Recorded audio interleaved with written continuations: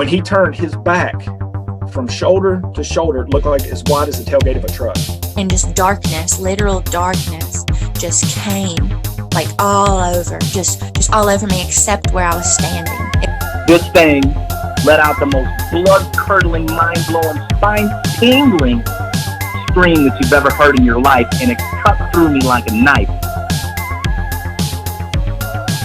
And I knew that they were going to take me. I just knew it. And then the next thing I can remember is being levitated. Well, when I look in there, I see two big eyes staring back at me. Hello and welcome. You're listening to the Bump Podcast, a place for the believers of the unexplained, monsters, and paranormal. Join us, and we'll go face to face with what goes bump in the night.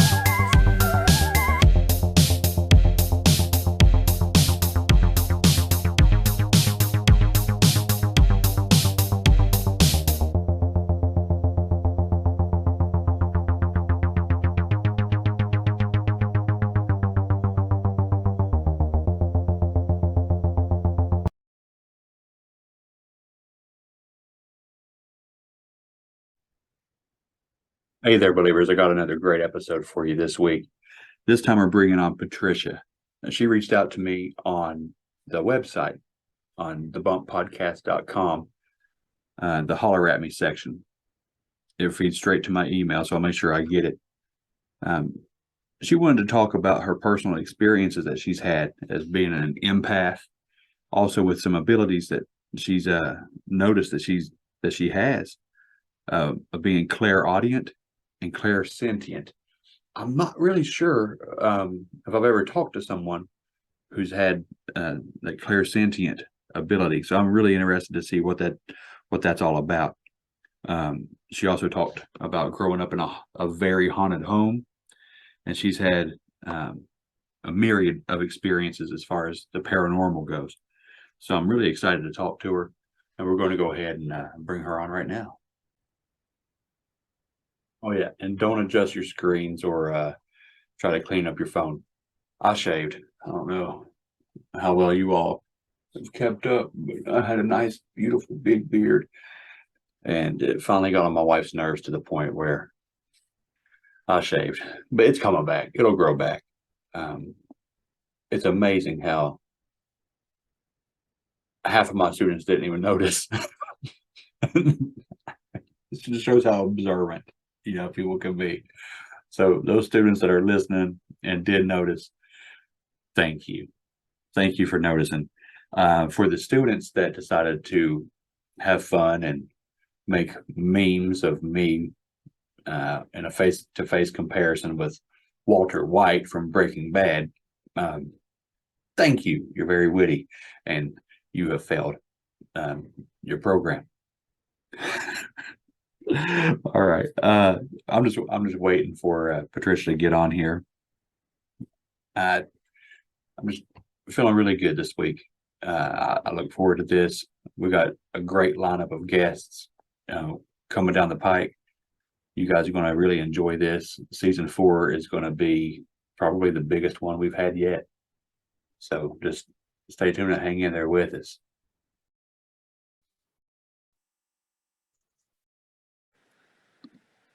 All right. Well, I am Trish. Thank you for having me on, though.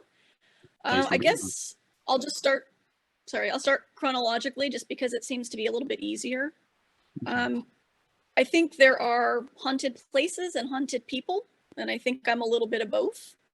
So basically, all of the places that I've lived, I've had experiences starting from when I was a really young child up to the present day. First place that I lived, up until I was about 9, there was a lot of stuff that happened in that house. We'd hear weird disembodied animal noises. I would have, it was really weird, but like farm animals, but didn't live on a farm, and they would be like in the hallway. It was really weird. I would have different experiences where I would be lying in bed, in the bunk bed, and I would hear footsteps coming down. It would sound like an animal, and of course there was never anyone there, and the typical story, your parents don't believe you that something's there. I think mostly because it kind of freaked them out too. But some of the earliest things I can remember are lying in bed in my bunk bed, and like most kids, I had a nightlight. We'd leave the closet light on, and I had just like the closet doors that would have like the lattice, and so you could see the light coming through, but you couldn't fully see into the closet. And one of the first things I remember is lying there, just staring at the nightlight in the closet, trying to go to sleep. And all of a sudden, it was like a huge face just kind of rushed up to the closet doors. Not a fully defined face, larger than a human face, but with like kind of large sort of pits for eyes, I guess, bumped up against the closet doors. And then there was like a huge kind of crashing sound. My parents come running in, and when they opened the closet doors, every single piece of clothing that was hanging was on the floor. Like hangers and everything. Like how long it would take to actually physically take down hangers of clothes and put them down. It was like everything fell all at once. And so that was one of the first, no, I swear there was a big face, and then everything fell, and it was, Trish, stop, playing in your closet at night. That's not funny. We're trying to sleep. And I'm just like, Wow. Giant face in my closet. Other things that were kind of small, but that will scare a child or frankly an adult. Sleeping bed is against the wall. My hand falls down between the bed and the wall, and something grabbed my wrist and held on. Not hard enough to hurt, but you don't really expect something under the bed to grab onto you. So after that, I only slept on the top bunk. Yeah. And I still won't sleep. I still won't let anything hang over the edge. It's like, it only happened the one time, but I'm like, you know what? That was enough. That's plenty. I don't need that to happen again. Mm. There was one thing I don't remember this. This is something that my grandma, my mom, and my aunt have told me, because I think I was maybe 3 or 4. It was like no real clear memories at that time, but my aunt is a type 1 diabetic. And so she was staying in the house with us, and she had some kind of an episode. And so she passed out on the floor, and they had to call the ambulance. And everyone thought that I would be panicking, because there's all this commotion and there's an ambulance, and they think that I'm kind of freaking out a little bit, but I was totally calm. And so my grandma asked me, she's like, Trish, aren't you scared? Aren't you nervous? And I was like, no, I mean, Jesus is standing there with Aunt Jan, so I know she's going to be okay. Like, Jesus told me she'll be all right.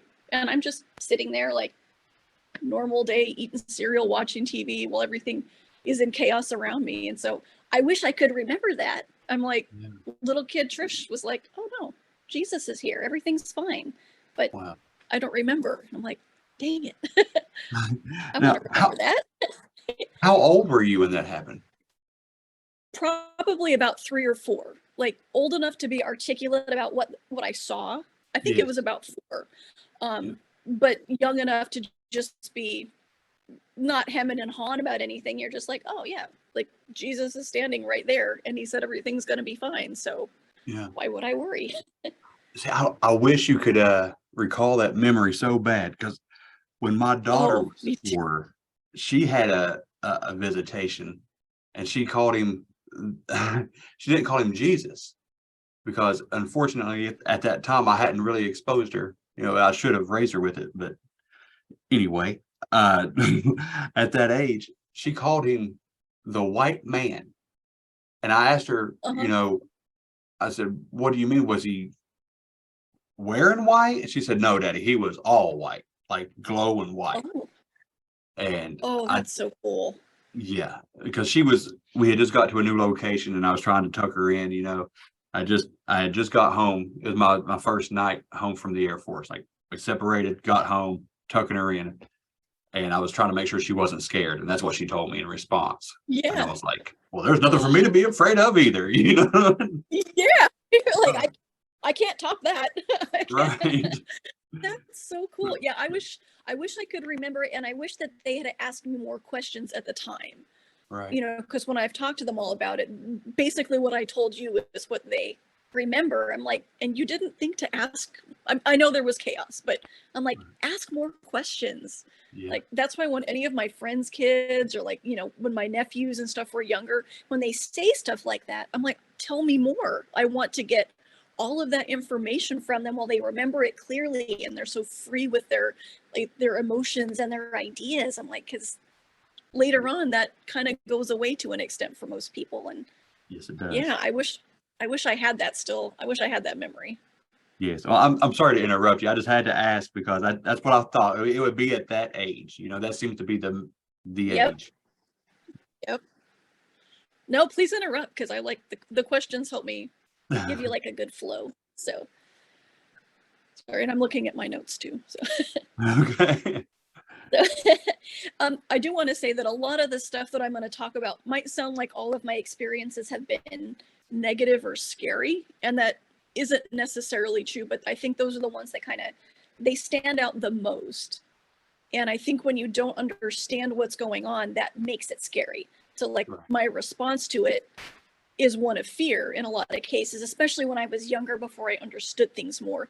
So it sounds like I've got this whole collection of just terrifying stories and everything spiritual is horrifying, but that's not actually the case. So I kind of wanted to clarify that before I go into the next house that I lived in, because this was a doozy.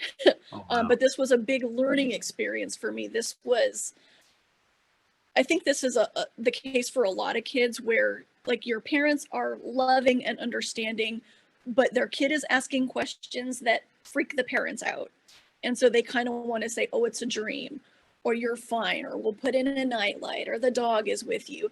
And the kid is kind of left there to sort of deal with that on their own. So this was the beginning of me feeling like, okay, well, if no one's going to talk to me about it, then I'm going to have to learn how to deal with this. And so this is like starting from about age 9 was Trish learning how to kind of, I guess, fight spiritual battles and learn what was what. A lot of interesting reading. Like I was the kid at the Scholastic Book Fair that was like, I will take the puppy poster, the kitty poster, and the weirdest book that you have. It's like, like, do you have any missing people? Do you have UFOs? Like, I was the kid that was like, give me the weirdest stuff you've got. Right. And because that was like the beginning of my attempt to really start to understand the things that I was experiencing. So, one thing to know about that particular house was if you saw it from the street, it looked like a 1-story house, but the second floor was built into a hill. So the second floor was partially underground. Sweet. And that was where my room was. So from the back, it was a 2-story house. From the front, it looked like a 1-story house. The rooms that were mostly underground had more of a bad vibe, which I guess looking back kind of makes sense. This was in New Mexico, by the way. So this is kind of the heart of weirdness. I think the Southwest has a lot of really weird stuff. So maybe the being built into the ground part, I mean, you'd find arrowheads all over the place. So maybe I don't want to be one of those people that jumps to, it's an ancient Indian burial ground, but I don't know. I don't know what was there, but I know that the rooms underground had a bad feel. So my bedroom was partially underground. And so my window was actually built along the hill. And so many nights I would just be laying there and I would hear like somebody just tapping at the window. And it turned into a game. Like this went on the whole time I lived in that house till I left for the Army. This was something that would happen like every night. Wow. If I went over to look out the window, as soon as I got close to the window, it would stop. And like I would go to like turn and the tapping would start again. And it just turned into a game. Like, how close can I get to the window? And it would toy with me. Like it was not something, it wasn't like a tree branch, this is a window along the ground. This was deliberate, sentient tapping. So that happened all the time. Now my sisters, 2 younger sisters, they shared a room and they would have stories about little people or little things that would try to come in through their window. And that, I don't know if that was related to like what I was hearing tapping at my window, but they would sometimes come running into my bedroom when they would be scared because I'm the big sister, so I can pick on them, but I'm also protective. And they would be like, they're back. The little things are back. And they said they would try to they would scratch at the window frame or like try to open it. And it was freaky. So one night I'm sleeping in my room and I'm about 11 and I have a friend sleeping over and I hear my sisters kind of startled, like they're waking up from something, and they're very scared, and they come running into my bedroom, and they're like, they're back. The things are back. And so I grab a sister, my friend grabs a sister, and we're going to go into the family room, and we're going to go upstairs, and I'm going to go get my parents, because I'm scared too. You know, I'm protective older sister, but I'm 11. Right. So, yeah. Now, we hadn't lived in the house for a very long time. So we had the big sliding glass double doors, and all we had over it at the time was a white sheet. We hadn't bought like the curtains for it yet. So with the light on back there, you could see if anyone walked by, like you very clearly saw silhouettes. So right as we step out of my room into the family room, we're looking at that doorway, and this little thing runs by. It was chubby like a baby. This is where it was about 2 feet tall, and I saw it moving. It was running right to left, and it was moving its arms. Like it was like, imagine like a little fat toddler running and pumping its arms.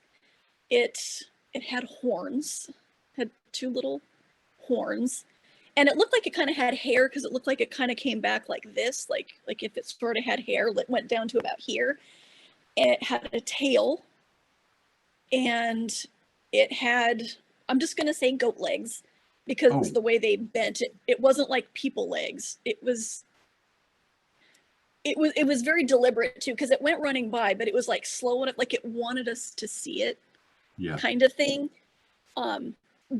So then you have everybody screaming, and you have my dad running down the stairs, and we're like, there's a little thing outside, and you know, he goes out and he checks, and of course he sees nothing. But I only saw it in silhouette, but I kind of put that together with like what my sisters would say about, you know, the little things are trying to come in the window. And they've blocked a lot of that out. So even though I ask them about stuff today, they're like, we don't want to talk about it. We don't. What? They've blocked it out, and I don't want to press that, so I don't. So related to that, the laundry room was also downstairs, and it was completely underground. So one day, I'm about 14 years old, and I'm going to go into the laundry room. I'm going to do some laundry, because, you know, mom says I have reached the age where I can do my own darn laundry. So I want to go do that. Now, whoever designed this room was absolutely cruel, because you had to walk about a foot into the room to get the light switch. And of course, there's no window because it's underground. So it's pitch black. And I'm like, why would anybody do this? But I go in, and I turn to the left because I'm going to hit the light switch. And as I look back where the washer and the dryer are, I see 2 sets of glowing green eyes. They were not feline. They were definitely, like, to me, I thought these are dog's eyes. Like, these are canine eyes. Kind of like a sort of neon green. Like, actually, and behind you, there's a kind of picture, like with the yellow eyes, that green that's up above it. Yeah. That's the color that their eyes were, but glowing. Wow. And so all I can see of them is their eyes, and they're sitting literally where the washer and the dryer are, and they're side by side, and I can tell that they're sitting. And of course, I drop my laundry basket. I'm like, I'll wear dirty clothes to school. I don't care, because I'm not I'm not staying in this room. So like that's fine. Now I thought that was the end of it, because to me that was just another terrifying experience in this house. I'm like, there's glowing green eyes in the laundry room. Great. Well, years later, maybe 10 or 12 years later, I'm talking to one of my sisters, and she tells me we're talking about the little things that would try to come in the window. And she was like, yeah, but when it would get really, really bad, my wolves would come and they would protect us. And I was like, your wolves? Because she'd never mentioned this before. She's like, yeah. She's like, a lot of times when the little things would try to come in the window, my wolves would come and they would chase them away and they would protect us. And so I asked her, I was like, do your wolves have green glowing eyes? And she's like, yeah, that's exactly what they look like. They were just wolves with green glowing eyes. What? So I was like, why would you never have mentioned this before? I could have used that information a long time ago. So at least I guess that's one of those that when it's happening, it's terrifying. But looking back, they were protectors. Like, they were protecting my sisters. So I thought that was kind of like comes kind of full circle. I was like, oh, okay, so that wasn't a bad thing. It just scared the crap out of me when I'm trying to wash school clips. And you know, if something's going to protect you from demon babies, it would have to be pretty scary, right? Yeah, it would have to be giant wolves with green glowing eyes. Right, something to punk out, something that's punking you. You got to have something bigger and badder, right? Yeah, and she did. Wow. I'm like, well, I could have used some wolves. Dang it. Yeah, really, really. So you saw this thing go. Was there just one when it went by that curtain? Just the one. It was the only one I ever saw. Yeah. Apparently they tried to always go in my sister's room, so they would see them, and I didn't. That was the only time that I ever saw one, was that one just kind of like a slow jog, pumping its arms and running past that back door.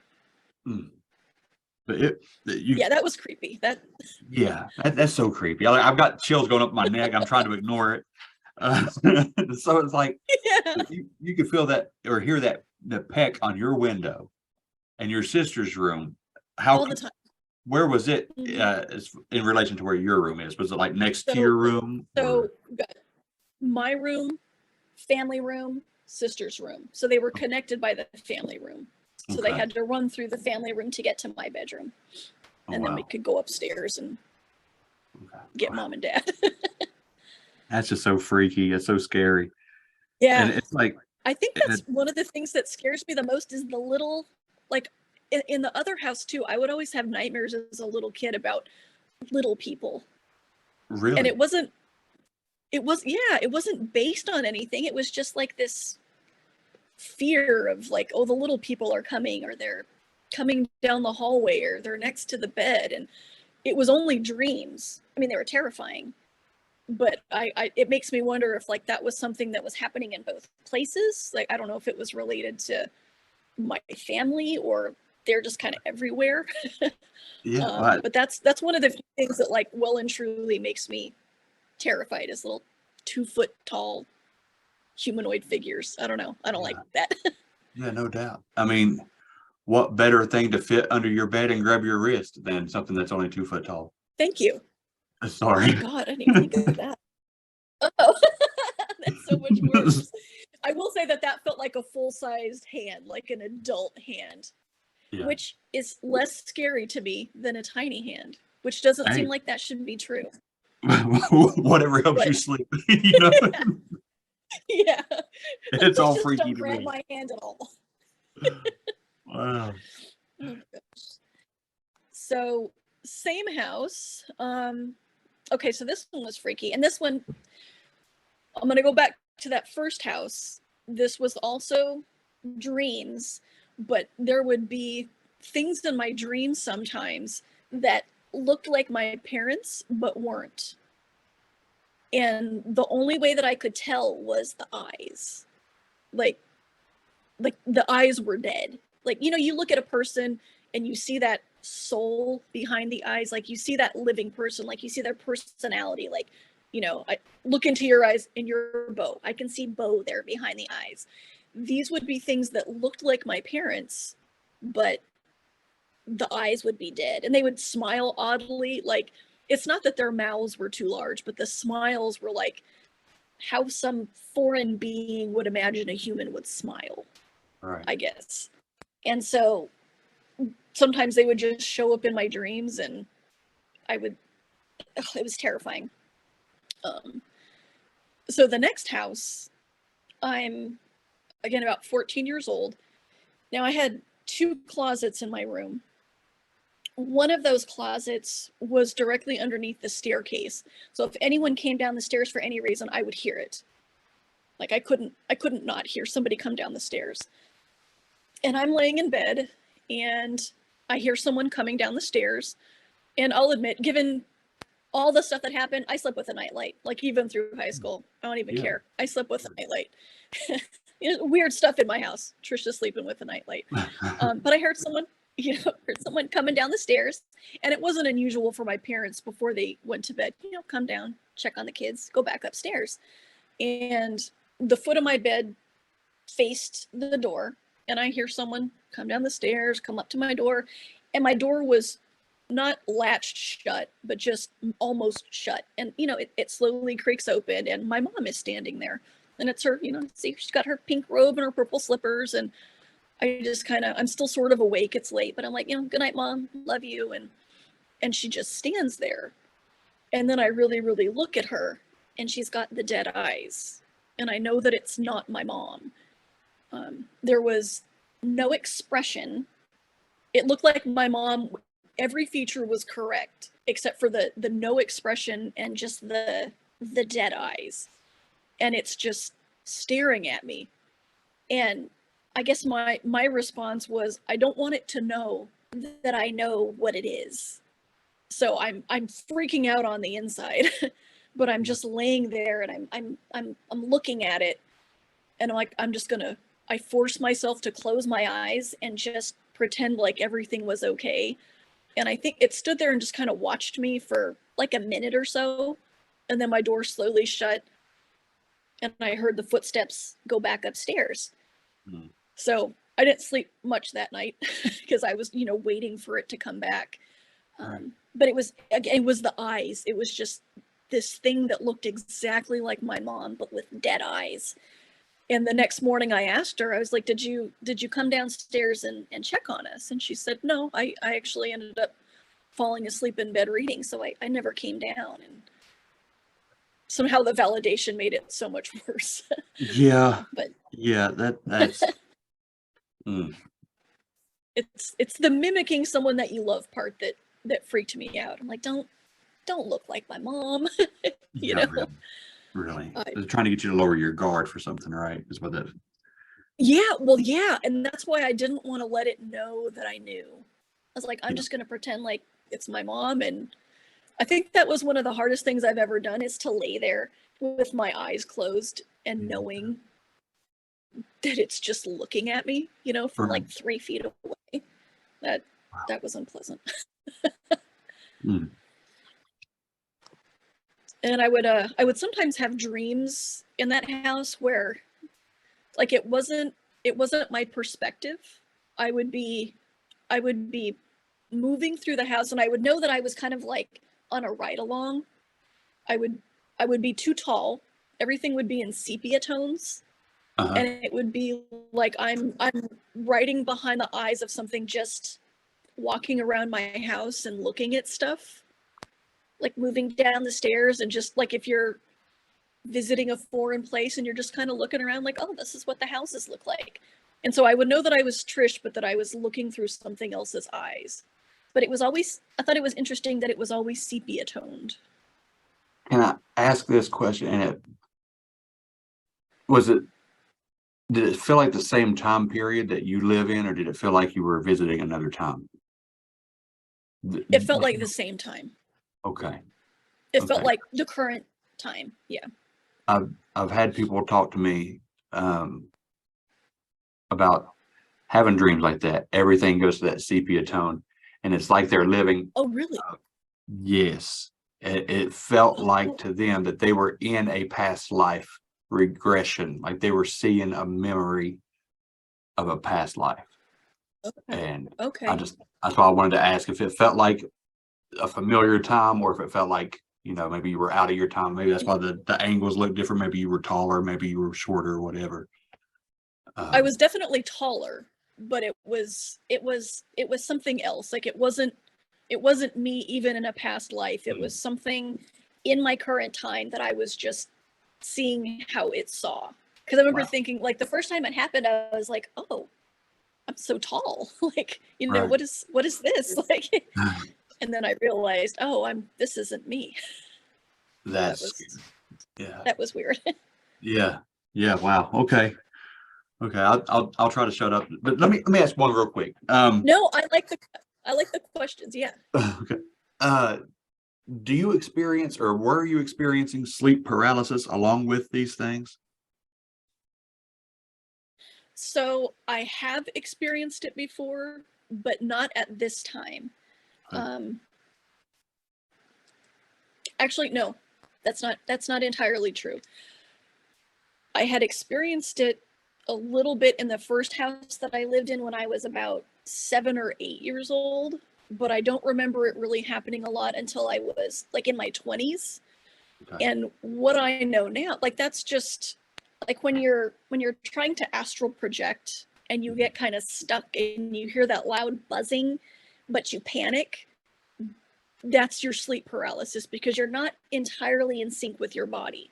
Wow. So when it would happen when I was a little kid, actually, this is something that I forgot to mention. So once I had 2 younger sisters, my parents moved me into my own little room.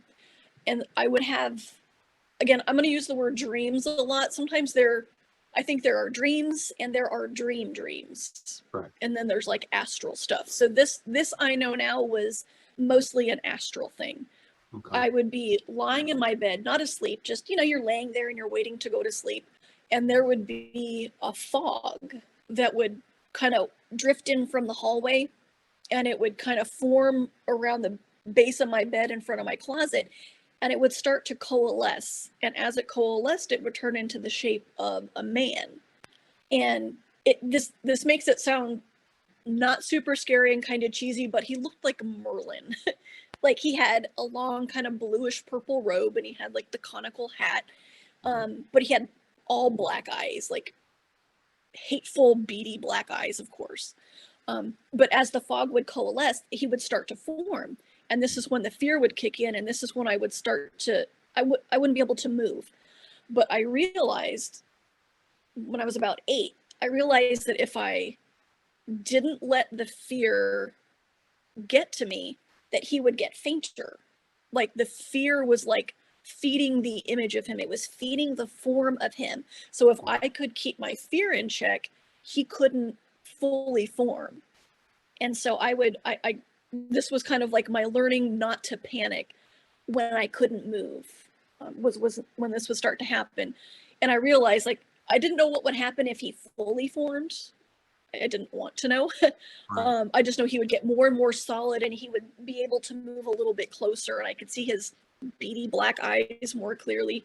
But it got to the point eventually where when the fog would start to form, I would just be like, no. I would just, no, you can't. And it would go back into the hallway and it would end. So years later, when I start doing, I will say that I astral project, but I don't have control over it. It happens when it happens. But as I was having like lucid dreams and astral experiences, that control that I learned as a little kid to make the Merlin guy go away came in very handy, because I realized that mental control and emotions would really heavily influence what was going to happen. Like if I expected something scary to happen, it's going to happen. If I expect pain or fear or just something that I found unpleasant, that's what was going to happen. But if I could be like, if I could deny it and say, no, I'm going to fly away over here, or you can't do that to me, or you might touch me, but I don't feel it. So I was able to kind of implement that. And as I started to have like more astral experiences, I recognized that stage, like right before you're going to have that sleep paralysis, as that same kind of feeling, that panic moment, that if I could just chill, like either wake up or write it out, that I would have a lucid dream or an astral experience.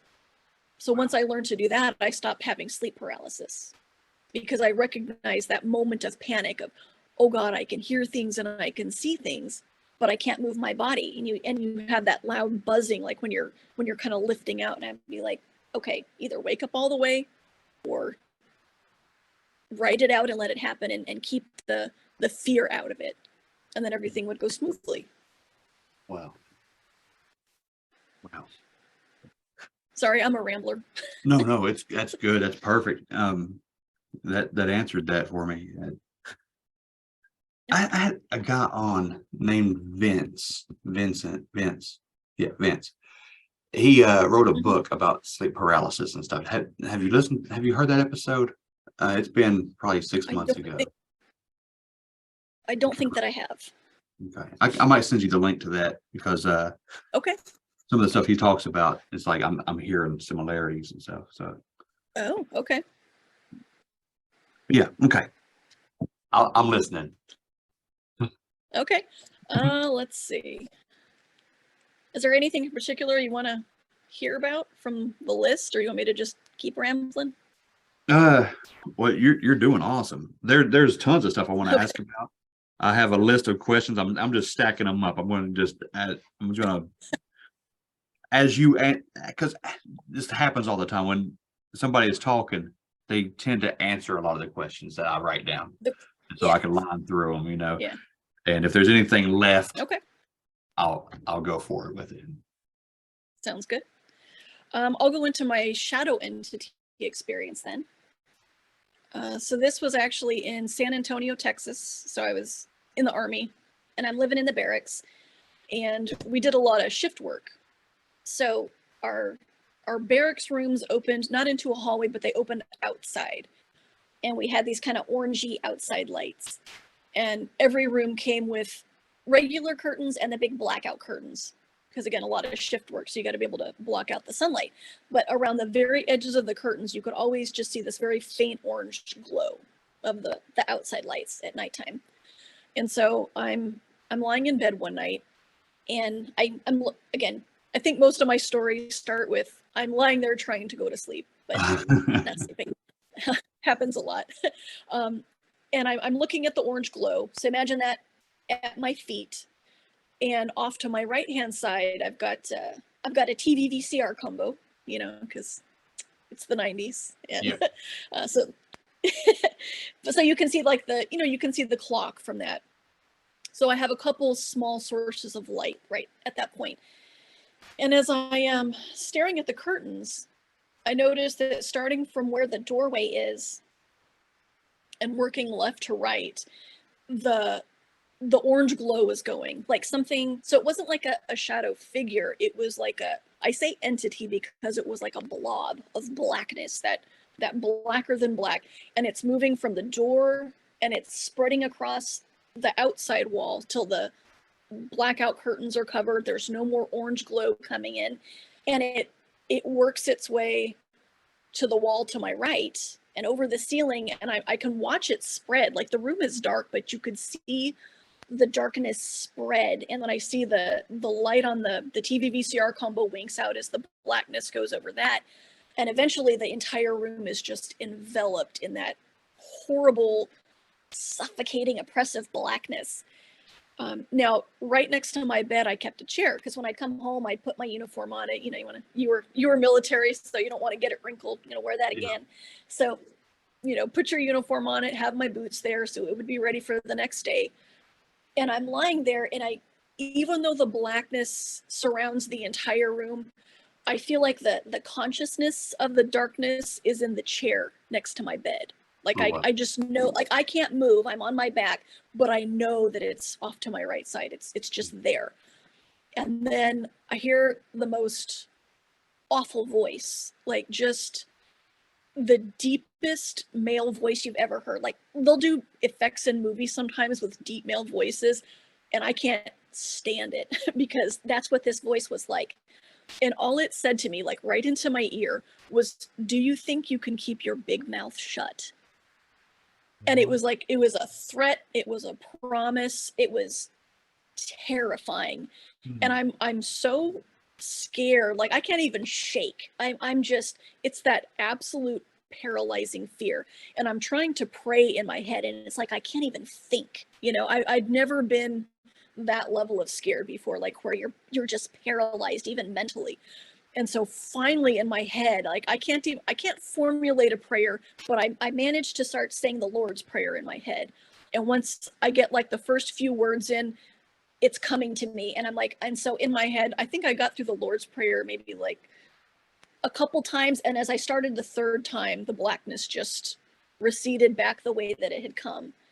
But that was my only shadow experience, but that was enough. Yeah, I think that's enough. I didn't sleep in that room again for about 2 weeks. I would stay over at friends' places. I was like, I am not sleeping in that room. And for the entire rest of the time that I lived in that barracks, I slept with you had a suite mate, you shared a bathroom, but I had my own little sink. I kept that light on over the sink. Like I never again, or every light on. I could never sleep in that room again with it totally dark. Wow. Like I actually looked forward to mid shifts because it meant that I would be sleeping in the daytime. Like, and I can do that. Yeah. Curtains open, sunlight flooding in. I'm starting to understand what you were talking about with haunted places and haunted people, because it seems like something had been following Yeah. you up to this point. Wow. Yeah, I think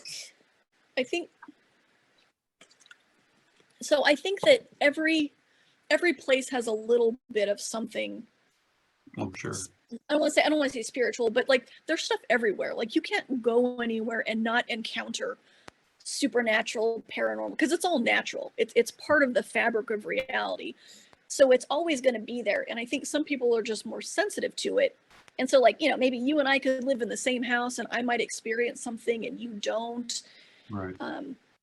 So I think that there are things that follow people, but I think for me, in a lot of cases, it was just, I was kind of a beacon. Like I would move into a place and I stood out, I think, because I could perceive it. And so I think that's what brought on a lot of my experiences, because there really weren't many things that I felt like it was the same being or the same kind of phenomenon. It was like, oh, new place, new weirdness. There was always something. So yeah, that one was freaky. I could live without that one. Let me see. So when I lived in Germany, I actually was assigned to a little base in Bavaria, and it was actually one of the stop-offs for Hitler on his way down into Austria. Right. So there were buildings there that had actually been used for POWs during World War II, for German POWs, and so the place has got a history, and the first time that I went there, I was actually, you're military, so TCS, temporary change of station. I was there for 6 months at this little base. And if you were there TDY or TCS, the apartment buildings were 4 stories, and the very top floor had apartments for TDY personnel. So you would walk in and you had a little living room, you had a kitchen and a bathroom, and then you would go through a fire door and there would be 3 or 4 bedrooms on either side. So like, say 8 bedrooms down this hallway. So you'd share this little communal apartment with other personnel. And I'm living in one of these apartments, and I had kind of a missing time sort of thing. This was around Christmas time, so it's the other girls are off on leave, and it's me and my I'll just call her B, me and my roommate B. She's in the kitchen because I couldn't burn water at this point in time, so she's cooking, and I'm going to do the dishes. So I'm watching TV in the living room. And again, we're on the 4th floor. The way the housing buildings would work, like as soon as you walked in, the lights were on a timer. So you would walk in, or not a timer, excuse me, a motion sensor. So as soon as you opened that door and walked in, the lights would kick on for the entire stairwell, and they'd stay on for maybe 15 minutes after somebody had stopped moving. And they echoed horribly. Like you could hear everything in these buildings. If someone, sneezed on the 1st floor, you heard it on the 4th floor. Like this was a very echoey kind of situation. So we have our female apartment, and just across the landing is where some of the men were staying. And I'm sitting there, I'm watching TV, and I hear a knock at our door. And I thought it was weird because I would have heard the guys open their door. I would have heard someone coming up the stairs. I can look under the door and there's no light. So I'm like, there's literally no way to move in the stairwell and not trigger the lights. So I'm like, well, that's weird, but whatever. So I get up and B asked me, she like, can you get the door since she's cooking? So I go over and I open the door, and I don't step all the way into the hallway. I open it. I can see that it's dark. I kind of look right. I look left. I don't see anyone. So I close the door. And B comes out of the kitchen and she's like, who were you talking to? And I said, I wasn't talking to anybody. There wasn't anyone there. She's like, you just talked to some man for like 5 minutes. What? She's like, I couldn't understand. Yeah. She's like, I couldn't understand what you were saying, but it wasn't a creepy voice. It was just me having a conversation with a man for about 5 minutes. And I'm like, B, there was nobody there. The lights were off. There was no sound. Like there was nobody there. So From my end of the experience, it was like 5 seconds. I open the door. It's dark. No one is there. And from her perspective, she's in the kitchen cooking dinner and hears me have a 5-minute conversation with the man. I was like, so it's not one of those like, oh, I was gone for 3 hours time loss. It was 5 minutes, but it was just, that was weird. Like, what did I talk about? Yeah. So I have no idea what happened in the conversation, but that was freaky. That's creepier to me than just about anything you've talked about so far. Really? Yeah, I don't know why that disturbed me so bad, but it does. It's like, oh, that's some next level psychological stuff. You know what I mean? Like, Yeah. having your memory erased, or who was that? Oh, yeah, and why? Hmm. Yeah, Mhm. and I wasn't like my imagination. Like because she heard the conversation. I don't remember anything. She was just like, yeah, you were having a conversation. Like, okay. Nope. So in that same apartment, I would have candles in my room, just little scented candles. You know, I'm a girl, so scented candles. And some nights I'd be lying in bed and reading, and the candle flames would just suddenly get like huge, like they would flare and get real big, and then go down to like a pinprick, and they would just go back and forth, and I would just kind of be like, I see you, okay. I'd say hi, like that's enough, and it would stop, and it would go away. Another time, so this was again around Christmas, and through some twist of fate, I ended up being the only person in the apartment for like 3 days, because everybody else is on Christmas leave, and I'm like, I'm not flying back to the States for 3 days. I'll suck it up. So I'm the only one there, and I was friends with all the girls who were there, so they didn't lock the doors to their rooms. They could have, but they didn't. All of the rooms were occupied except for one that was used as storage and 2 at the end. But I'm the only person there. And I'm sitting there watching TV one night, and this happened for over the course of 3 days. Like, I would hear like someone in one of the rooms, but it was, so remember the tapping on the window thing? It was knocking. Like, I would hear someone in the room, like inside the room, knocking on the wall or knocking on the door. And for me, not knowing is scarier than just sitting there and wondering. So I'm like, I'm gonna go open the door. So I would throw open the door to the room, and it would stop, and it would come from like a room across the hall or the next one over. And it was like this game of hide and seek where I opened the first door, nothing there, and oh, now the sound is over in the room next to it. And so it was just me, like, it was like a game. I'm just throwing open the door. I'm like, I'm gonna get you, and I never did. But it wasn't menacing. It was just weird. Yeah. It's kind of like the game. I was definitely glad when the girls came back, but I bet. And it's just like what you were talking about with the tapping on your window, and you referenced that, but you said then it was like a game, like see how close you can get to the window. And yeah, it was playful. It was weird playful, but it was playful. Excuse me. Yeah. But it was, yeah. So it was, yeah, not scary, just weird.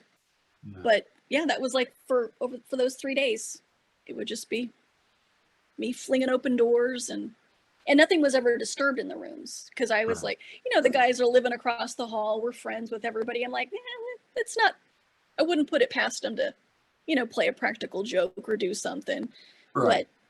But no, it was just me flinging open doors, and I know that sounds crazy, but really it's, maybe I would be the first one to die in a scary movie, because like what's that noise? I'm like, it's scarier to me to sit there and think, like, imagine all the things that it could be, and less scary to be like, you know what? If this is how I go, this is how I go. But I'm gonna find out what that noise is. Yeah. Yep. Yeah. Let's figure it out. Unless it's like a genuinely bad feeling, like I'm curious, but I'm not stupid, you know. Like if there's a bad feeling, I'm not going to go in the house where, you know, there was ritual satanic murders and it feels horrible. I'm not going to go in that house and find stuff. But yeah, if it's a candle flame or some knocks on the wall, okay, I'll bite. You know, I'll play your game. And now they know how to lure you in, so that's good. Yeah, great. Yeah, I said a prayer before. I'm good. They can't hear. There There you what go. I'm going to tell myself.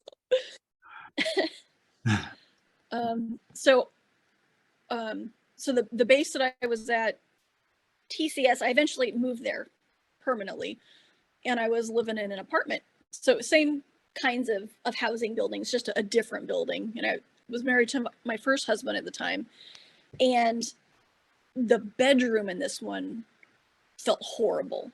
Like if he wasn't home, I couldn't sleep in that room. And I had a huge German Shepherd, beautiful German Shepherd, good guard dog, good girl. Even with her in there, like if I was by myself, I couldn't sleep there because she would lay on the bed and she would watch, like there was something on the floor moving around the bed, and she would just sit there. She would look over, and she didn't growl, she didn't bark, like she wasn't disturbed by it. She was curious, but watching her just watch stuff move around the bed, I was like, no. I'm not doing that. Like it doesn't bother me now, but back then I was like, absolutely not. That felt wrong. I didn't like the way it felt. So I would go, if he wasn't home, I would go sleep in the living room, and I'd close the fire door that led to the bedrooms, because I'm like, no, that part of the apartment doesn't exist when I'm by myself. But I would lie there on the couch, and I could look into the kitchen, and there was a little light that I would keep on in the kitchen. And on the far side of the kitchen, I would sometimes see, like, you know, when you're looking at a highway in the summertime and like the heat, that kind of, what's the word I want? You know what I mean? That distortion, it would look like that. And it would just be in the back of the kitchen, but I knew that it couldn't leave the kitchen.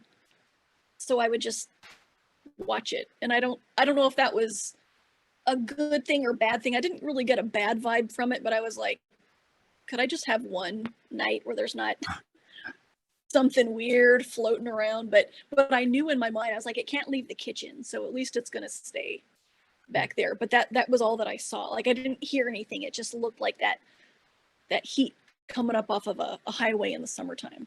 Wow. Yeah, that was weird. Yes. What else?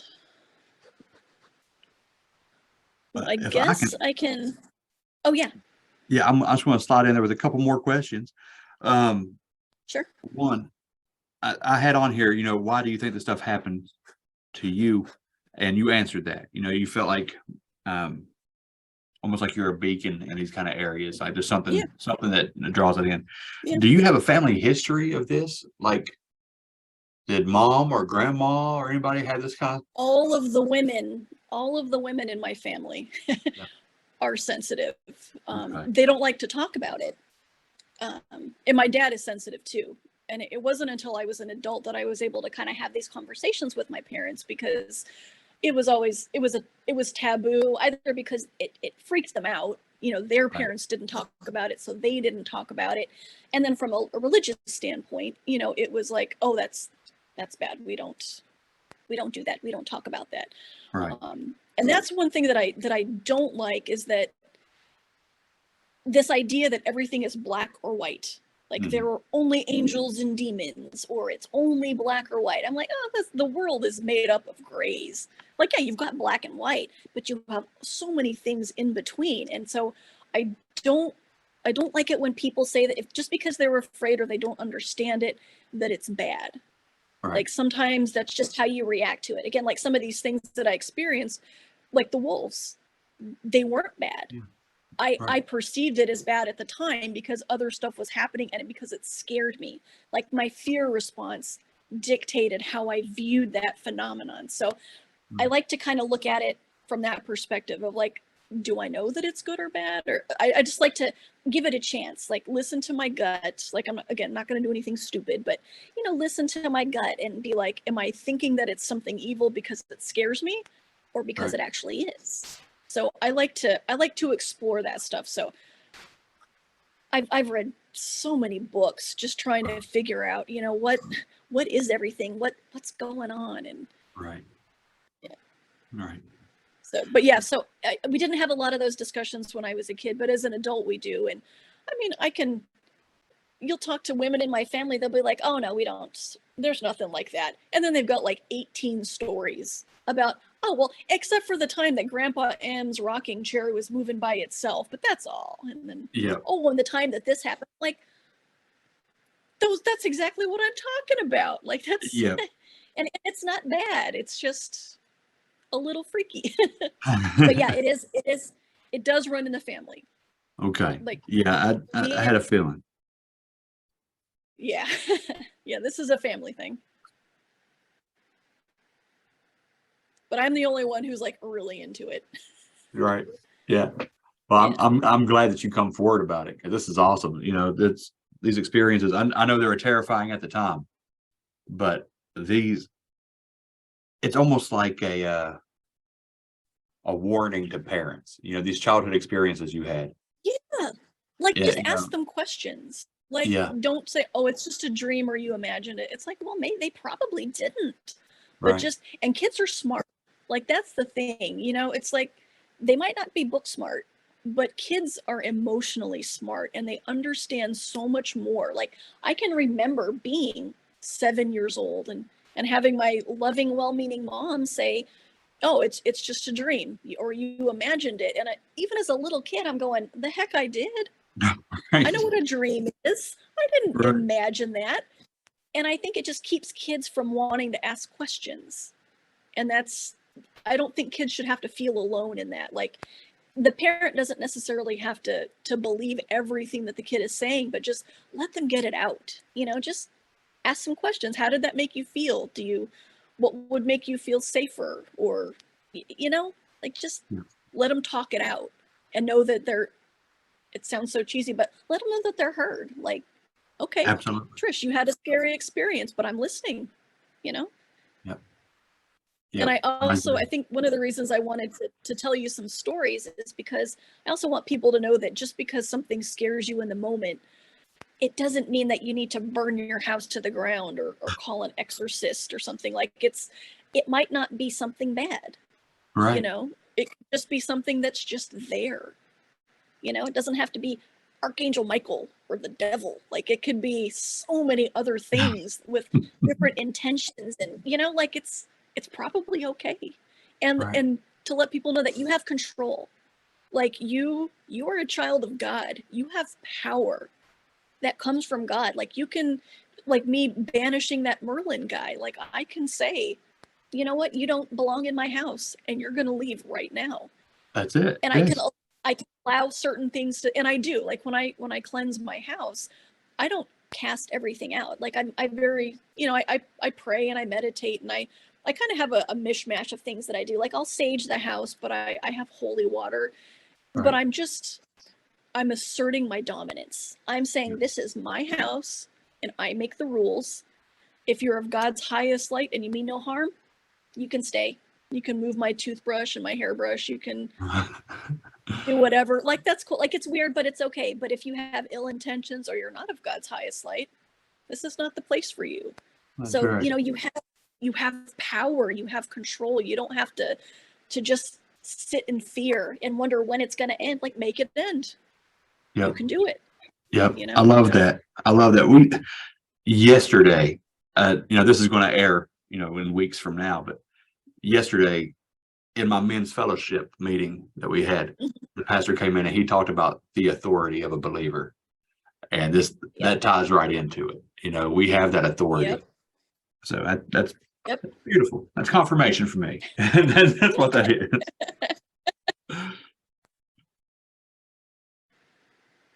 Now, in your email, you had stuff on here also about UFOs and orbs too, right? Oh, yeah. Oh, I meant to send you a video. Yeah, so my house is, oh my God. So I live in Virginia now. Okay. I live outside of Washington, D.C. So you would think that because it's such a built-up metropolitan area that you wouldn't have, like, I don't know why people think there wouldn't be as much, but oh my God, this place is crazy. Yeah. So yeah, tons of orbs. Like, I think most people, you've got security cameras, like, inside and outside, and it's got, like, the night vision, and I like to watch them sometimes because I see some really neat stuff. And I just want to say, I know the difference. I know what dust looks like. I know that there's bugs. I know that there's bats. Like, I'm not sitting here thinking like a speck of dust floats by and I'm like, oh my God, it's a ghost. Like, you know, Right. I'm a rational, intelligent adult. Like, I can figure it out. But I will send you one from my outside camera. I meant to do it before. I like to watch this one security camera out front at night because there's some really neat stuff that happens out there. I've had like blobs of light that looked like animals that like ran in from the sides and then dove into the ground. Like, we used to have a really big maple tree that unfortunately it died and we had to take it out. But it's like, that's kind of like the source, like where that maple tree was. It's like things would go into the tree or it would circulate around the tree. Wow. And the orbs fly in like specific pathways outside and through the house. So when you watch on multiple cameras, like, I know where they go. Like, I can see their, I'll say roadways just because, or pathways. Like, they're going kind of in patterns. Like, it's not entirely erratic. So I just like to watch because it's interesting. My husband's like, just don't tell me what you see. I don't want to know. He's like, he knows that it's there. He believes, but he's like, just, if it happens in the house, like, I can only tell him when we're somewhere else. He's like, I don't want to know. Just don't tell me. Wow. But the video that I'm going to send you, I was watching that camera, and I want to caveat this by saying that when I deliberately engage spiritually with stuff, I do like a brief mental cleansing first. Like, I make it clear that I only want to communicate with something of God's highest light, something well-intentioned. That I'm not opening the door to anything and everything to communicate. Like, I'm very specifically only something good. So I'm looking at the camera and I'm watching, and there's stuff going on, and I put out the intention. I say, I want to see something of God's highest light. Like, I'm asking, I'm not telling. Like, I would like to see something of God's highest light.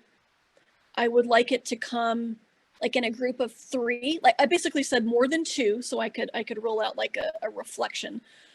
More than 2. Please fly in a pattern that makes it obvious that I'm not seeing an insect or a bat or a reflection of car lights, something like that. And in my head, I didn't voice it, but in my head, I kind of saw like a Z pattern. And so I put that intention out just consistently, and like, again, not demanding, asking. I wanted to see something. I was asking to please see something. And about 2.5 minutes later, coming from the distance, like from the creek across the street, you see these 3 things come in and do like this Z pattern. And they come in and do like this little Z, and then they go into the ground where that maple tree was. Oh, wow. And I'll send it to you because it's so cool, because it's so obviously not a bat or a bug or car lights. It was just like, it was exactly what I had asked for. And so to me, that was very validating. Yeah. That it was, that's awesome. yeah, it's not a speck of dust floating in front of a camera. Like, it was deliberate. It moved with intent, which was very cool. So the UFO thing was, let me think. So I live in a 2-story house. The master bedroom is above the laundry room. And this was a few years ago. So that same German Shepherd that I talked about, my big girl, she was a German Shepherd. So she was like 100 pounds, like not overweight. She was a big, good girl. My husband is away on a trip, and I'm sitting in bed and I'm playing on my laptop. I'm like on Facebook or something. Now downstairs in the utility room at the time, there's 2 different windows, and someone had given me just tons of dishes. And so they were still in bins, and I just had them stacked underneath these windows. And I'm sitting there and I'm playing on my laptop, and all of a sudden the sound was like if every piece of glass in my house shattered at the same time. It was all around me. It was like if every window, every dish, everything made of glass just exploded and shattered at once. That was the sound. It filled the whole home, but it seemed to mostly come from the laundry room. And so my thought was, okay, someone has tried to come in that window and they've knocked over the dishes. So it's a break-in. In my head, I'm like, it's a break-in. The dog has jumped up. She's growling. So I'm like, okay, I'm not crazy. Something is happening. And I'm like, why does it have to happen when my husband isn't home? because of course it does. But I mean, it was loud. So I hear the glass breaking and I'm like, well, I'm going to have to deal with this. And again, I'm the confront it kind of person. So I'm not a drama seeking vague booker, but I put a little quick status and I said, I heard something downstairs. I'm going to check it out. If I don't come back, somebody call the cops, because I didn't want to just leave and be like, oh, I could have called for help. But I'm like, I'm going to have to go deal with this. Now I mentioned that I'm in the Army, so I am armed. So I get a gun and I'm like, well, today's the day. I'm going to have to go defend myself. And I'm, like, this isn't how I wanted to spend tonight, but if I have to, if it's me or a burglar or somebody, it's not going to be me. So I'm moving down the hallway and, the lights are off except for in the bedroom. And God bless she's in heaven now, but my big German Shepherd, she was so good. I told her, stay behind me. And so she's walked, like, she wasn't trained to do this, but she stays like directly to my left side, just behind me. Cause if I have to shoot, I don't want to get my dog. And she's still, I mean, every hair standing up, and the noise was only that one time. So I don't hear anything else, but I'm like, okay. And I start working my way downstairs and I'm flipping on lights and I'm clearing, not like Rambo, but I'm clearing each room, and I get to that last hallway and I'm like, okay, if there's somebody in here, this is where they are. There was nobody there. I checked in every single room. Nothing was amiss. No windows were open. Everything was absolutely secure, just like it was when I went to bed. And when we got to the room where I thought it had happened, once I've checked that room, she immediately calms down. She's just back to her tongue lolling normal self. She's like, she's not aggressive anymore. And so I was like, well, I still went through the house and checked everything, but there was absolutely nothing. So I'm like, well, I guess I'll go back to bed. Well, I get upstairs, excuse me, and I put away my firearm. And for some reason, this is maybe 11 o'clock at night. For some reason, I get the urge to go out onto the back deck, which seems really stupid. I'm like, I just had this experience where I think that maybe somebody broke in. I'm like, oh, I'm going to go outside at nearly midnight. Like, what are you in? I just said I was smart, but I guess apparently not. But it was like this overwhelming urge to go outside. And I go, and I've had my phone with me the whole time. And I go step out onto the back deck, and the dog looks at me like, are you stupid? I'm going back to bed. So she goes back to the bedroom. She's like, you're on your own. So I go, and I'm standing on the back deck, and I look toward the neighbor's house. So imagine that I'm facing the back of my house, and to my left is my neighbor's home, and we've got a lot of old growth trees. So there's a very tall tree over their house. And I'm like, why am I standing out here like a moron? And I'm replying to one of my friends, because now my friends are messaging me like, are you okay? So I'm real quick making a status that everything is okay. Right. I'm all right. But I'm still messaging one of my good friends, and she's like, she just wants to make sure that I'm okay. So I'm in the process of texting her. No, she calls. I'm sorry. We're talking. I'm talking to her on the phone. And as I'm looking at the neighbor's tree, I'm just going to use, it was like waving, like the top of the tree. Imagine, so like that same distortion, like with the heat over a highway, it was kind of like that. But imagine that there's kind of a circular area over the top of the tree. And where that circle crosses over the trees, the branches are rippling, like, I don't know. Like I keep using my fingers, like waving like seaweed. Imagine that it's like moving like seaweed. Yeah. And I'm talking to her, and I'm watching this weird distortion over the tree. And then this triangular craft comes out of the distortion. And it was kind of like a boomerang. It wasn't that large. It was like maybe a little bit bigger than like a little private airplane, like maybe like a Cessna, like nothing huge, but triangular shaped. And it had some blinking lights, like blue, green, and yellow, and they're just blinking.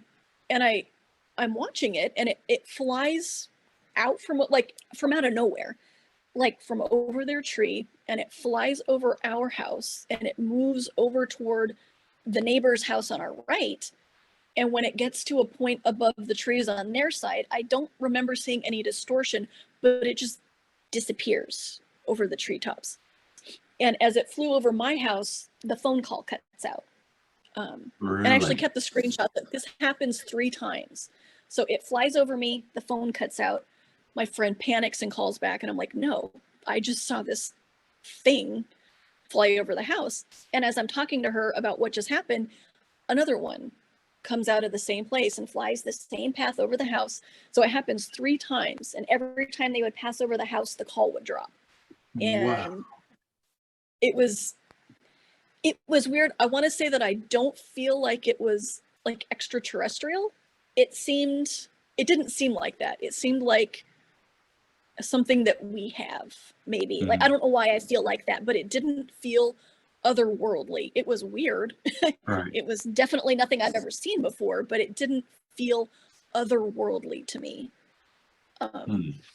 So that was, and and I live near a major airport. So, I mean, I know the flight paths around my house. We hear planes all the time. Right. I'm near DC, so you've got helicopters, military news I mean, there's so much air traffic around here. So I'm used to all of that. And this was low. I mean, this wasn't like way above the house. This was like coming out over the treetops, right over my roof, just right there. Like, no plane is, flying that low. And it wasn't totally silent, but it wasn't very loud either. Like, I knew that something was flying over, but it wasn't like a helicopter where it's just like in your face loud. So it made a little bit of noise, but I saw 3. So I say UFO just because it was an unidentified flying object. I don't know what it was, some kind of aircraft. Wow. But yeah, it was weird that it was kind of tied in with the first experience. Like, I would never have gone outside if I hadn't gone downstairs to check out, what I thought was happening down there. And then it was the urge to go outside that I don't understand. Like, it just defies logic, to have a not traumatizing, but a very nerve-wracking experience like that and be like, yeah, I'm going to go outside now. Right. And then the weirdest part is that after that, I get off the phone with my friend, I make a post that everything is fine, and I went in and I went to sleep immediately. Like, why? Yeah. Why wouldn't I stay up half the night writing down notes or going outside to take some pictures or calling my husband or something like that? No, I go in and I lay down and I don't sleep well. I don't drop off to sleep immediately, but no, I went back and I went right to bed. Yeah. And that's kind of the weirdest part to me, is like, why would that be my response? Yeah. To just go to sleep, Yeah. That is such a common response too. I don't know why. These people are like, I woke up and the devil was standing over top of me and I rolled over and went back to bed. Yeah. Who knows it's why like, that is it a self-preservation thing, or is it induced? Was I persuaded to just go to sleep? I don't know. But I was like, why would I woke up the next morning and I was like, what was that? Like, why did I just go to bed? Weirdo. Yeah. It's like something triggers our fainting goat response, it's just... Yeah. I like that. Fainting. Yeah. So that was my fainting goat response, was I'm just going to go to sleep now. That's it. It's too much for me. I'm going to bed. Yep. It's bedtime. Excuse me. So we had a lady that we called the smoking lady in our house. So same room, that same laundry room. When we first moved into the house, so I mentioned that the laundry room is underneath like the master bath and the master bedroom. And it's an older house. So like, if you're doing something down there, like if you shut the dryer door or you talk, like you can hear it, in the master bedroom. And it was, we'd been in the house for maybe a month. And it was a weekend, and so we're still lying in bed on a Saturday morning. It's like maybe 7, like it's daylight, but it's not super late. And I heard a lady sneeze really loudly down in the laundry room. Huh. And so I like I'm kind of laying there, I'm like, oh, bless you. And I'm like, wait, who's in my laundry room? You know, like, that's okay, that's weird. And my husband's like, did you just hear the lady sneeze in the laundry room? And, you know, we go check and there's nobody there. But it would happen a lot. Like, you would hear her, sometimes she would sneeze, but mostly she would cough, like a kind of smoker's sort of hacking cough. And it was usually around, apparently 7 in the morning is like a big time in our house. That's when a lot of stuff happens. I don't know why. But we would hear her regularly for years. And sometimes you would go down into the laundry room and you would step in and there would be like about a 2-foot circle area where you would smell cigarette smoke. Really? And it would always stay in that one little area, and we don't smoke, you know. And so it was just weird to walk, and it was only in that one room. You just walk in and you're like, I smell like someone has just been smoking. So we called her the smoking lady. Wow. Now, I mentioned that I do a lot of, I like, there are dreams and there are dreams. So I feel like this was, the one I'm going to relate feels like it was a dream, but I think it's related to my empathic tendencies, that I feel people's emotions and intent and sincerity and stuff like that. So I'm dreaming, but in this dream, I'm not me. I'm just some other lady, and I am this makes me feel for folks with really serious depression, because what she was experiencing was a depression so devastating that I've never experienced it myself. Like, it was awful, like so much emotional pain and sense of failure. And what I was thinking was, I need to stop smoking or I'm not going to be here for my children. Oh, wow. And it was just over. And it was, I mean, I think it made me more sensitive to people who are experiencing depression or things like this, because it's not a pain that I have felt except when I was kind of channeling her. And I woke up and I was crying. Like, I'm tears are running down my face, and I'm like, I'm going to do it today. I'm going to quit because I want to be there for my kids. Well, I don't have children and I don't smoke, you know, and I would wake up and kind of come out of it. And it was all night long. Every time I went back to sleep, I was this woman, and I was feeling her pain and her sense of just total failure, that she couldn't stop doing this thing to be there with her kids. Yeah. And every time I wake up, like, you know, you wake up when you've cried a lot. I was dehydrated and my face is red, and I've just been bawling all night. It was like my body hurt from like the sobs. And so after that happened, I was like, okay, that's who that is, down in my laundry room. And so I decided I was going to try and help her. And so this is a thing that I feel kind of passionately about. Like, I dislike it when people will do, like, they'll go visit a haunted site or a house, and they'll oh, there's a little girl here, or there's a lady here, and they're lost. And all they think about is, I want to get some audio. I want to get some video. We're going to spend the night. It's going to be exciting. I'm like, well, that's a soul. That's a person's soul that's trapped. And so I was like, I need to help. Once I figured it out, I was like, I got to help this lady. Now I do have psychic tendencies and empathic sensibilities, but like I mentioned, I don't control it. I'm not one of those people who's so gifted that I can just be like, let me get into that zone and I can see this or hear this. But I know that as a spiritual being in a physical body, that I can do things. So I did some prayer, and I went down and I just prayed, and I asked, I kind of talked to her, and I told her, like, it's okay, you can move on and look around you. And I wasn't hearing anything from her, but I was like, look around you and see if there's a light. And I'm praying that angels will come and help her go. And I think it worked, because I have never heard her since. But I think that I needed to experience her pain like that so that I could help her.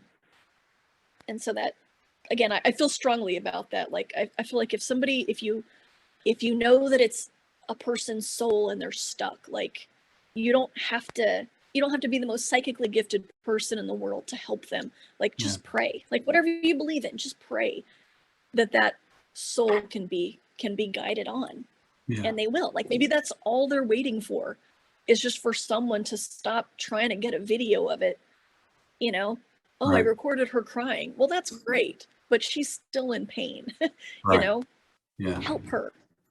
That's So I haven't ever heard her since that happened. that's a wonderful thing.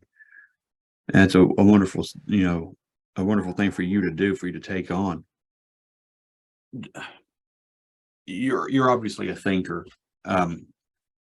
Why do you think that they get stuck? So I think when people are, if you're so trapped in a negative emotion, so for Mhm. her, that was a sense of failure. She's trapped by a negative emotion. It can Yes. be the trauma of a very sudden passing. And it's just that, again, you're a spiritual being in a physical body. And if it happens so quickly, or you're so entrenched in something that is not positive, it's like an anchor. Like you don't know that you're gone. Or maybe they do know that they're gone, but they're afraid of what comes next. Like we have a choice. Like we are beings of free will. Yes. So, when your soul leaves your body, if you don't want to move on, I mean, you can latch on for a while. Like eventually you're going to have to move on. Yeah. But I think a lot of souls stay on because they're afraid of what comes next. Maybe Wow. they weren't the greatest person in their life, and so they're expecting punishment and they don't want to move on. Or like the smoking lady, she felt like a failure. Maybe I don't feel like she knew she had passed. I feel like she was stuck in that moment of failure. Like I think she probably died from something related to smoking. Yeah.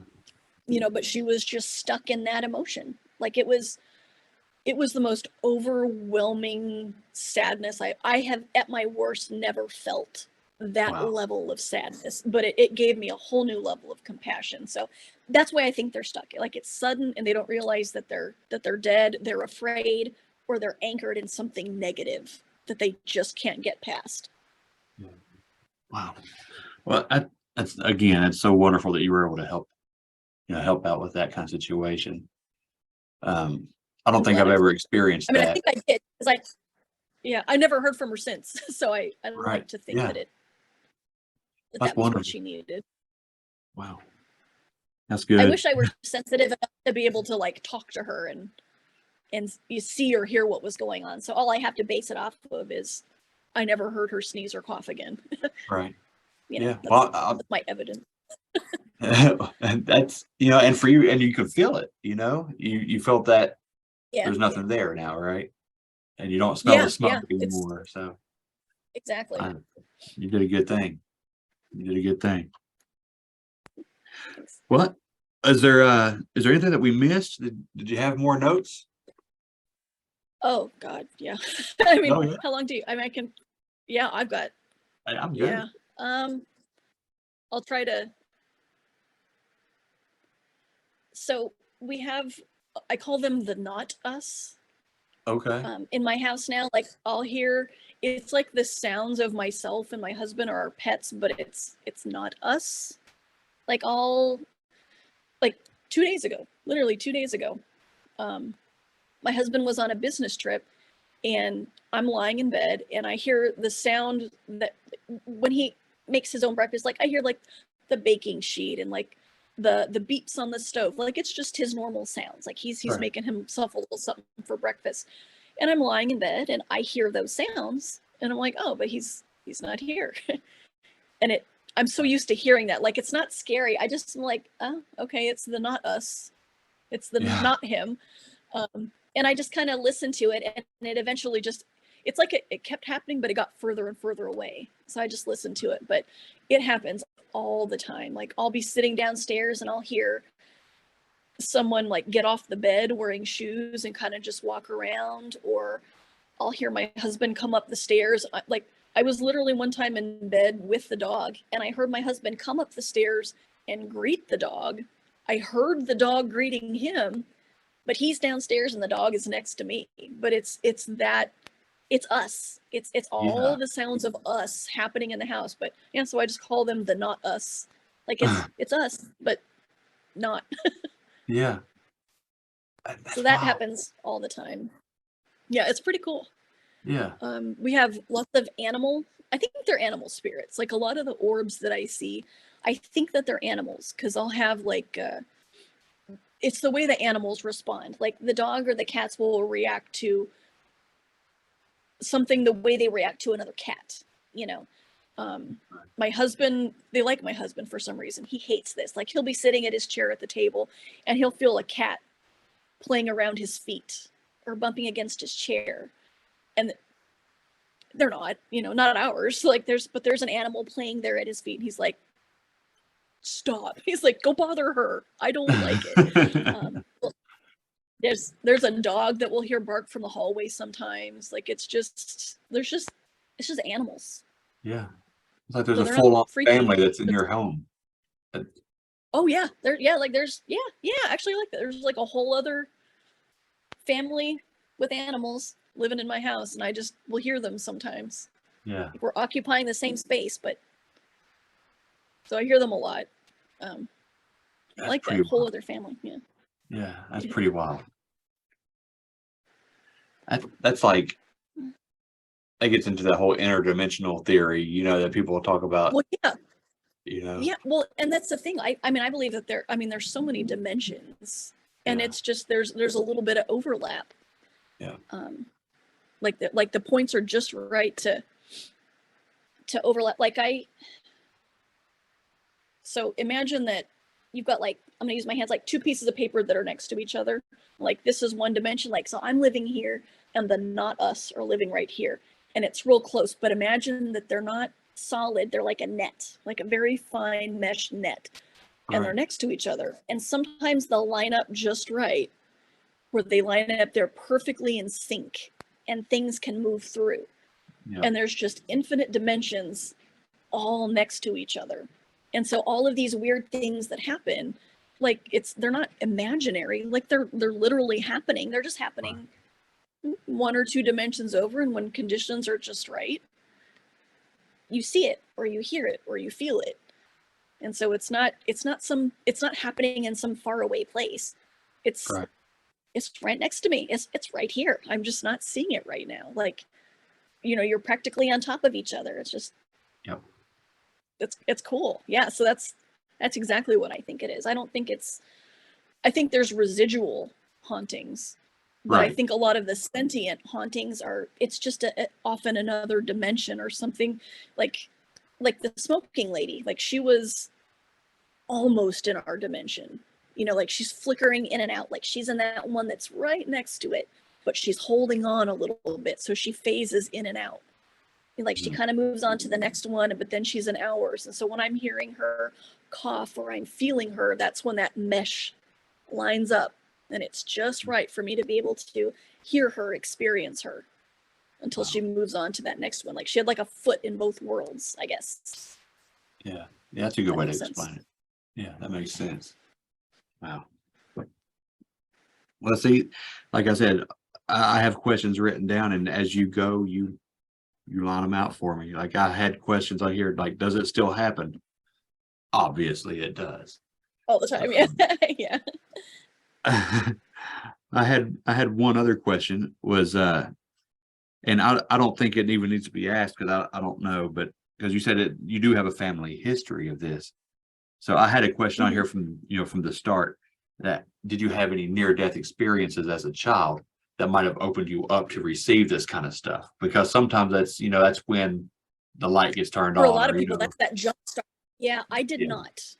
I did not have anything like that. I feel like some people dive in like head first, and I think that's like kind of a near-death thing. Mine was like, I kind of dabbled my toe in, and then next thing I know, I'm like, it's up to my knees, you know, so I'm like going like shallow end to deep end, I think. So I didn't just fall into it. I sort of eased my way in. Right. Yeah. Like I was always in the pool. Always in the pool.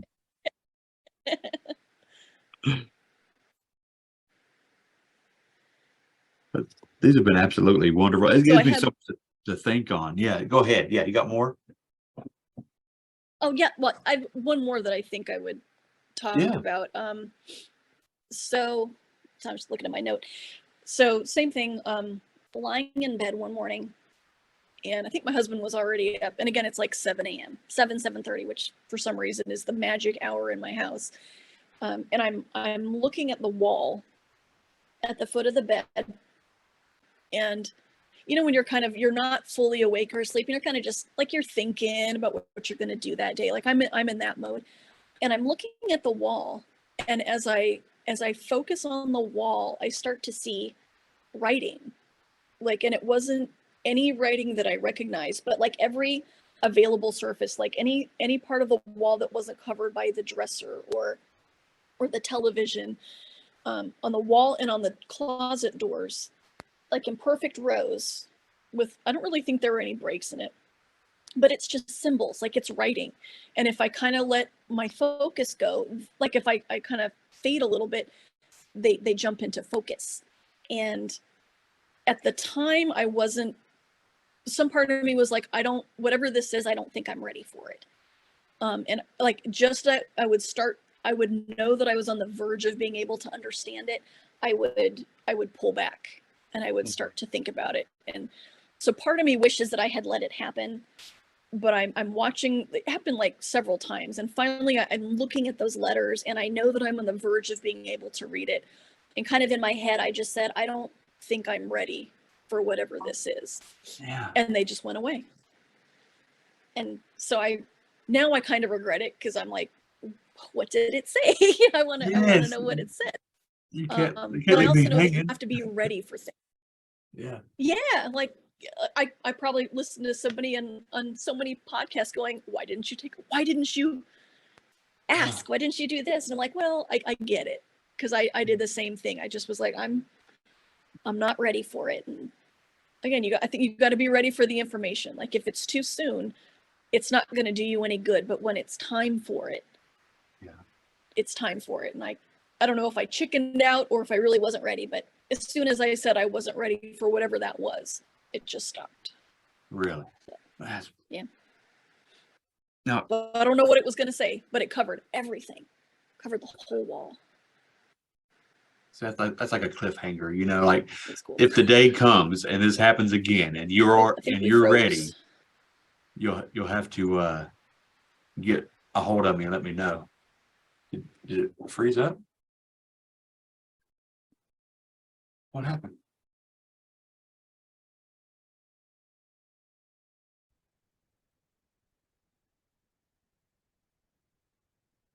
Well, I know that ended abruptly, but we lost all video and all that connection.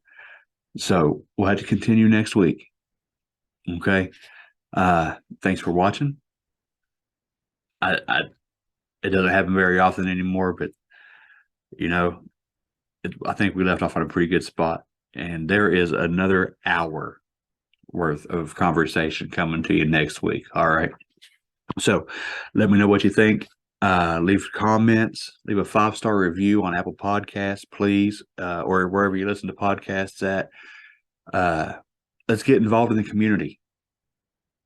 The Bump Hotline, 304-812-0553. That's the Bump phone. Shoot me a text, leave me a voicemail. Let's get you on the show. Just join the community on there, okay? I look forward to hearing from you. God bless, and I'll see you next week. Don't stop believing.